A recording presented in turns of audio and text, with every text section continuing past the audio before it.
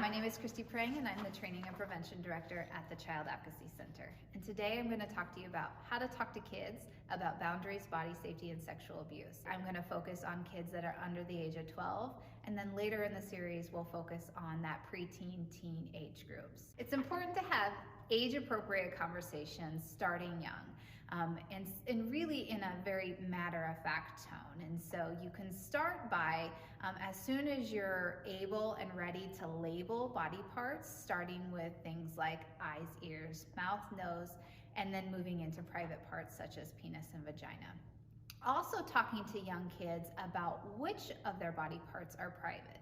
People like to reference the bathing suit as an example, and so when you're thinking about the bathing suit and you're thinking about talking to your kids about private parts in relation to what that bathing suit covers, it's something easy and simple for kids to understand. The other thing that's important when we reference private parts is that we start to include the mouth as a private part. I think oftentimes parents overlook this, and so talking in relation to nothing should go in or touch the mouth too as well.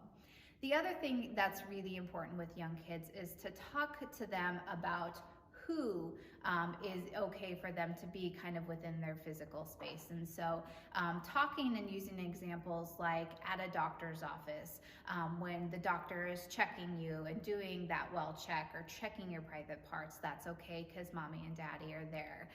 When mommy and daddy or a parent or a caregiver are helping with bathing or toileting routines, and they have to help you wipe, that's okay. But really kind of defining out what is okay and what is not okay. And then you can sort of get into the conversations about uncomfortable versus comfortable touch. We've moved away from good touch, bad touch, right? Because good touch implies something that typically feels good, right? And bad touch, something that feels bad. And what we know oftentimes the cases in sexual abuse, the body responds in a way where sometimes the act of violence feels or stimulates the body, and so it's very confusing for them.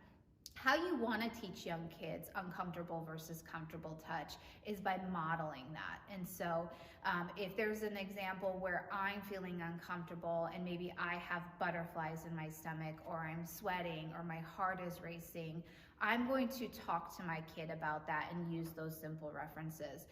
And then when they are feeling, or maybe they're exhibiting behaviors that you may assume that they are uncomfortable, you can use that as an example to say, okay, given this situation, I noticed that you were kind of fidgeting, you had a lot of energy. How were you feeling? Were you feeling uncomfortable? So kind of reinforcing that and modeling that through language. So the other thing to mention is that they have the right to say no, right? So talking about body autonomy.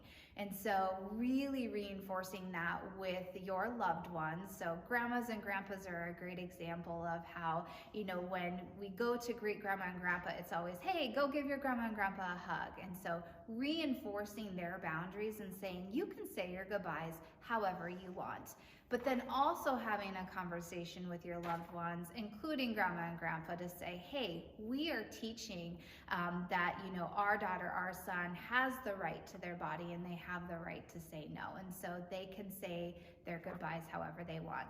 So that includes families, right? And it does also then include strangers too. So reinforcing that they don't have to hug, you know, they have to be respectful, but that their body is their body and they have the right to say no.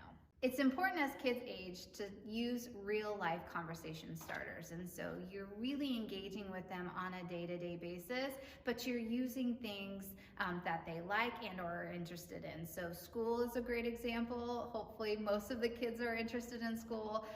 If your kids are on social media and in digital devices and in the games that they're playing, using those as really the base or the foundation to have some of these conversations.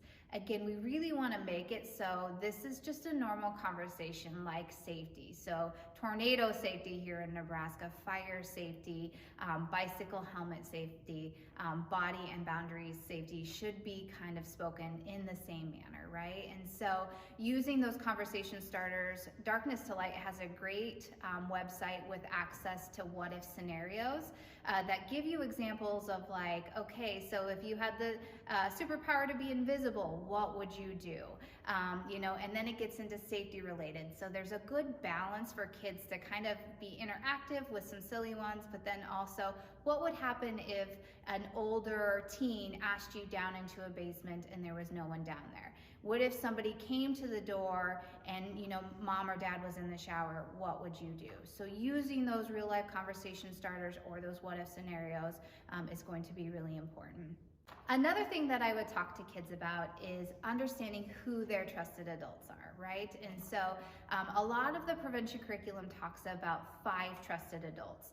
And so you want to really sort of look at who is involved in the kid's day-to-day life, and especially having one of those adults be tied to a school or a child care facility.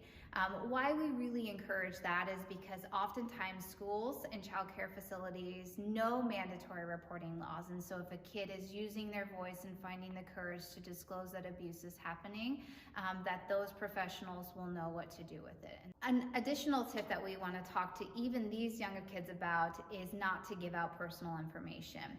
We know with kids having more and more access to online platforms, they've got access to digital devices, including sometimes their own phone for these kids. We want to make sure that in sort of that basic online training that we're talking about not only like GPS location, but we're talking about schools, we're talking about sort of all of that personal information that we definitely don't want out there. And there's a lot of different reasons, right? We often go to predators as the first example, but also, we're talking about identity theft too as well, phishing and other things like that. The last thing I want to mention is when you're setting boundaries surrounding your kids spending time outside of your home. And so if you're looking at play dates, if you're looking at spend the nights, really establishing your personal values and your boundaries that you're going to set in your home, and then communicating those to your kid as well as to your child's friends and certainly your family members. And so important things to ask if you're going to have your child be spending time outside of your home and in another is who's going to be present in the home, where are the kids going to be located, and where are they going to be playing. Another thing is digital devices. What are the rules surrounding what TV shows they can have access to?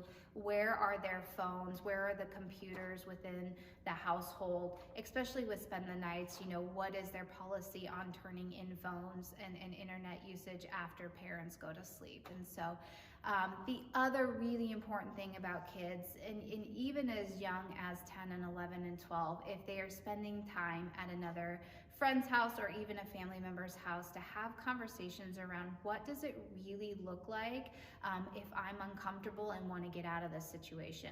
I don't want to hurt my family members' feelings. I don't want to hurt my friends' feelings. And so I might just stay in this uncomfortable spot.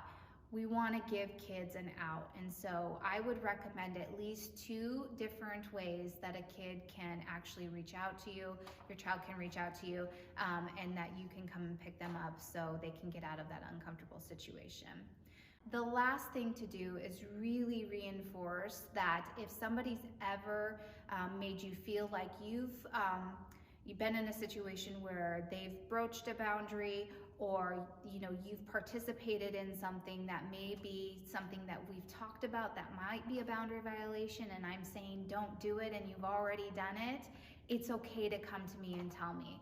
And really talking to your kids about it's not their fault, and that you're going to believe them and you are a safe person to come to and talk to about some of these things. If you want more information, we have a training scheduled talking to kids about boundaries, body safety, and sexual abuse. It's slated for April 15th, so please check out our website to learn more and sign up.